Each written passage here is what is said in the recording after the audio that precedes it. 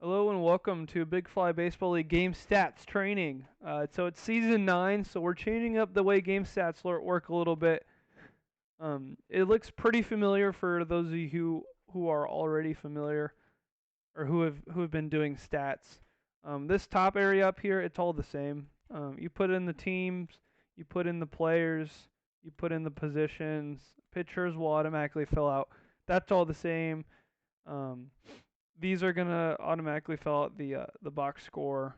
At the end of the game, you'll put umpires, ballpark, losing, winning pitchers. The stuff that changes down here. So instead of doing like stats inning by inning, having their own little, I guess, box like these, it's all all going to be together down here. So we just do play by play. So every single play gets its own stat line. So I'm going to give you guys, I guess, some examples of how this is going to look. So we can actually look at, this is an actual game that happened, as well as this one. So the way it works, each play, you're going to put the pitcher. So in this case, Boomy Not Jeff was pitching to Hatman.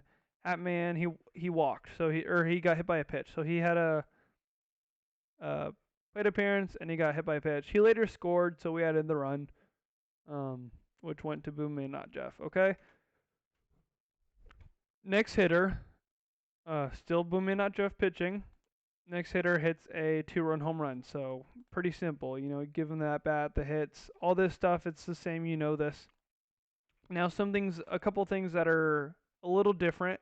Number one, we keep track of the distance and the spray. So spray is the angle. Let me think of the best way to hit it. So, or to say this.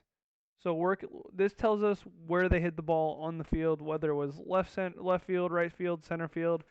So first base line, most of you probably know is gonna say 45, or maybe I think it's negative 45. No, okay. First base line or right field line is 45 degrees. Left field line is negative 45. So as we can see, this guy hit it negative 39, so it's towards left field. It was a home run, 377. Now the next guy, he comes up, he hits a double. It was Choate with Boomin, Not Jeff pitching. Now, one thing that's a little bit different this season. So in the past, it's a hit. You know, no fielders matter. It's just hit. But this season, we keep track of the closest fielder on any ball in play that isn't a home run. So you know, strikeouts, hit by pitches, walks, those are not balls in play. A home run, those aren't considered catchable. Even if it's robbable, if it's a home run, we don't consider it catchable. But in this case, any other ball in play, we keep track of the closest fielder. So this was a hit to left field, 367. So it was over the left fielder's head and broken up with a furry. Of course, was not able to make the play. Shocker. So we put him and we put his position. And then that's it, as well as the distance and spray. Next hitter, ball shot caller came up, hit another double. Left center field, so we put his distance, spray, and then the closest fielder. So everything needs a closest fielder. The next one, Bandits, I think he grounded out. Yeah, he grounded out to the first baseman. So we put the distance, spray, so down the first base line. Not very hard to hit, and then who made the play? So it was Manny, the first baseman, and he made the putout. So this time we give him a putout.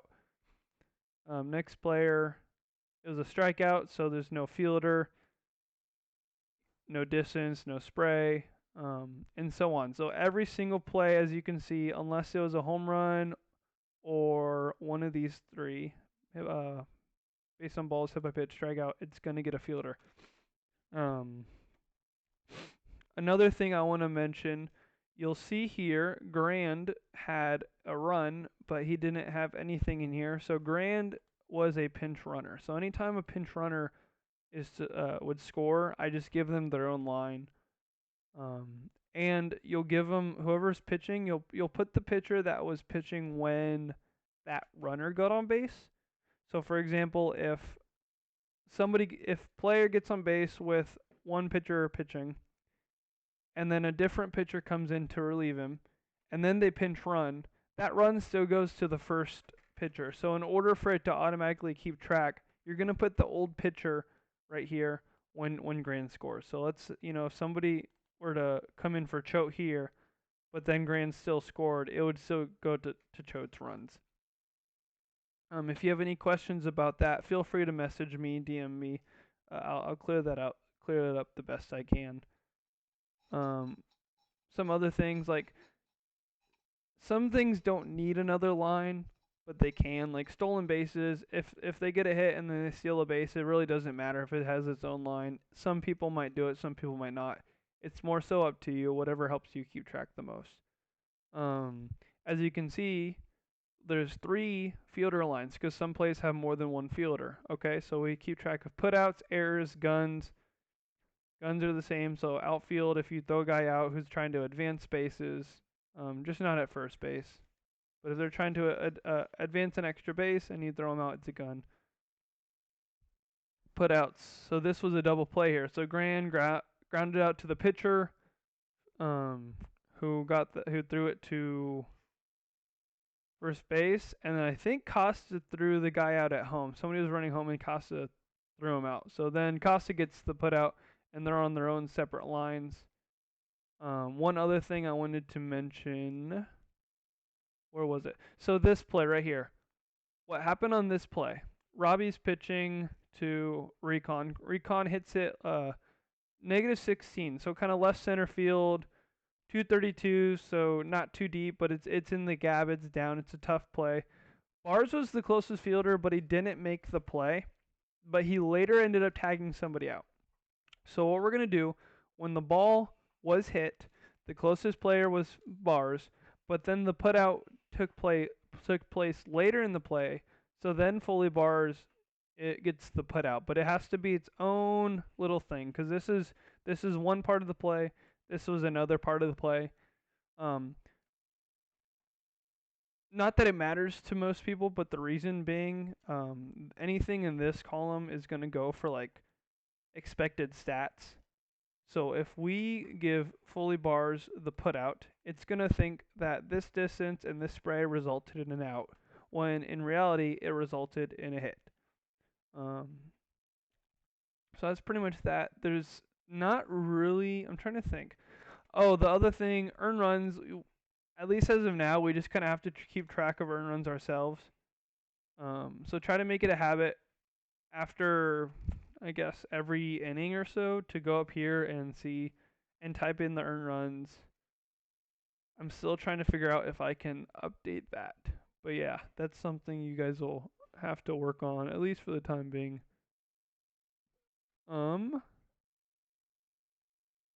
I don't know if I have anything else. Please try to fill these out at the end of games. But yeah, I mean, I guess we can just go through a couple examples.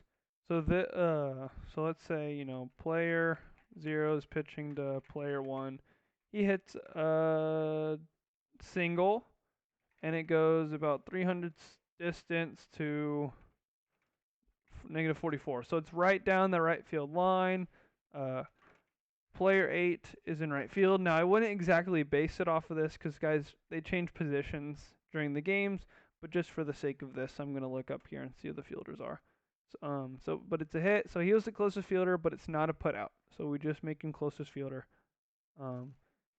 Player 0 still pitching. Player 2 now. He flies out to center field. So he's going to hit about 320 to like 5. So pretty much center field, barely left center, and player 7 makes the catch. So he's in center field and he gets the putout, and so on. Player, let's say they make a substitute pitcher already. So a new guy comes in, player 3. He gets a hit. This guy moves over, and then somebody comes to pinch run for player 1 and ends up scoring. So let's say player 2 pinch runs for player 1 who got on with player 0 pitching, and he scores. So player 0 we put as pitcher. We give this guy the run, and then whatever else happened, whether it was a stolen base or somebody else got a RBI, doesn't matter. make sure that player 0 gets that run. That's really the most important thing. And then as you can see, it's going to count it all up for you. So it knows how many um, innings they pitched based off the putouts and the strikeouts. It knows how many hits they give up. Player, I have to add, if I add player 6, you're going to see it gives him a hit. And then player 6, player 4, we can say they hit like a sacrifice fly. And then that's how player 2 scored. Oh, you'll notice I didn't put a closest fielder here. You would do it. Every play would have a closest fielder. And then player, I don't know, we'll just say made the putout and he scored. There you go. Just like that. So every play is going to need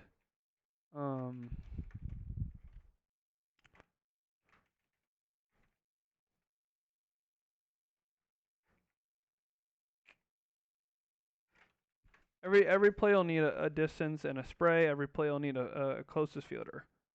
Okay? Simple as that. I don't think there's too much more. Again, if you guys have any questions, please by all means ask me, and I'm always there to help.